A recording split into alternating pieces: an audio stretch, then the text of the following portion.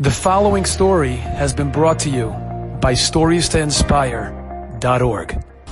There's a hall in Eretz Yisrael in Yerushalayim called Ulamei Tamir. That's what it's called, Tamir. So the Tamir halls, they have, if you've ever been there, they have two levels. They have the upper level for the upper class, and they have the lower level for the people who can't afford it. It's just the way it is.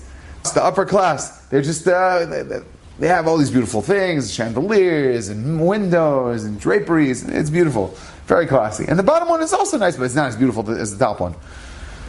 So what happened was, there was a young girl, she was going out, and she found her Basheret, and she was so excited, came from Yerushalayim, and she wanted to book her wedding in Tamir.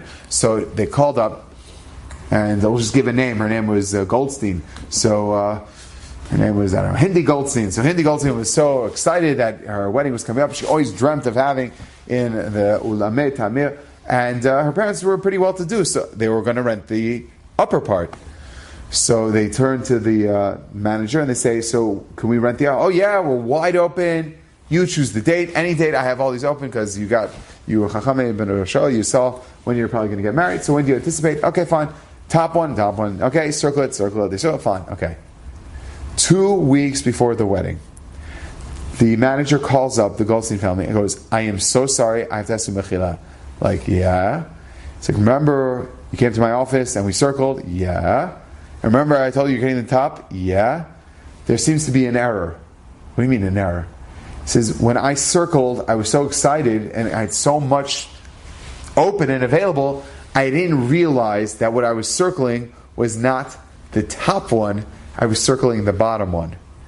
And one of my managers, a few weeks ago, unbeknownst to me, saw that the top one was open, and another family took it. I'm really so sorry. They said, well, what's the family's name? He said, the family's name, making up a name, is the family Simantov. Oh, we know the Simantovs. Okay, we'll call them up. They call them up. They explain the situation. It's quiet. Hello? Yeah.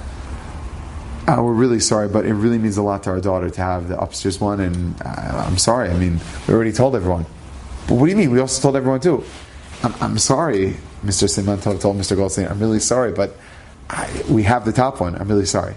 So Mr. Goldstein, to his great credit, instead of making a fight, he didn't want to do that. HaKadosh Baruch Hu doesn't like machloket. He likes shalom. So he said, you know what? I'm not going to make a big deal about it. I'm just going to keep quiet. If Hashem wants me to get the bottom one, he went to his daughter and to his wife. He said, listen, Hashem obviously wants us to have that. Kol atchala kashod. This is the beginning of a great, beautiful marriage. That's it. We're not going to talk about it anymore.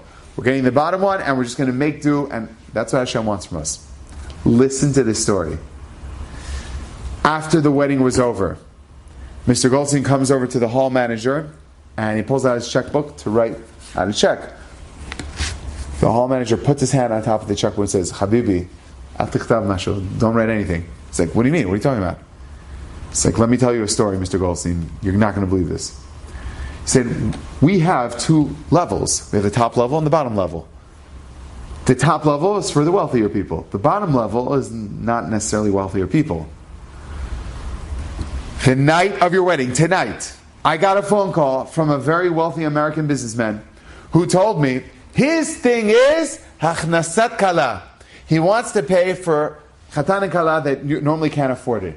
So he said, I remember when I was at Bachur in Yeshiva, I used to go to these different events, and they sometimes had in Ulamei Tamir. They would have in Tamir halls. They would have that. I knew there was a top and a bottom. I knew the bottom one was people who unfortunately couldn't afford a wedding, but they needed a place. He said, I just made a tremendously profitable business deal, an unbelievable venture that went so good. And I made a neder that if Hashem allows me to give tzedakah, that's going to go to Achnasat Kala in Ulamei Tamir. I'm going to pay for the entire wedding on the bottom floor. So he said, Habibi, your entire wedding was paid for by someone else.